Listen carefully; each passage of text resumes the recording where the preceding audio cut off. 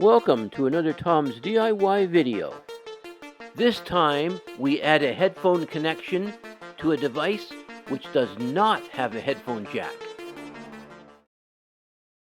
I wanted to use wired headphones with my Samsung TV, but the TV does not have a headphone connection. A digital to analog converter with a headphone jack solved my problem. Several models are available from China on eBay. I chose this one because it has a volume control. My TV's volume control does not adjust the volume of its optical output, which is constant.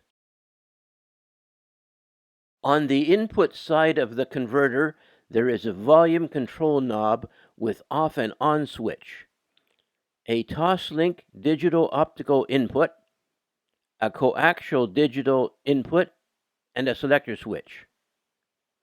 Also a power on light and 5-volt DC power input. On the output side are a stereo headphone jack, analog RCA, digital coaxial, and Toslink outputs. An optical Toslink cable and a USB power cable were included. The Toslink cable plugs into the TV's optical output. The USB power cable plugs into the TV's USB port. I used the 1 amp port. My power bank is also an excellent power source for the converter. I tried using an inexpensive USB charger, but got background noise. It may be necessary to go into the TV settings menu and select Optical as the sound output. The converter model I bought does not support Dolby Digital, so it is necessary to select PCM as the audio output in the TV's settings menu. A headphone extension cable was not included.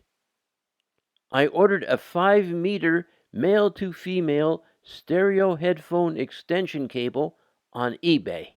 I found that I need to set the converter's volume to maximum to get good sound volume with both my Sony and Tascam headphones. Now you can enjoy your TV or other device with headphones. Happy listening!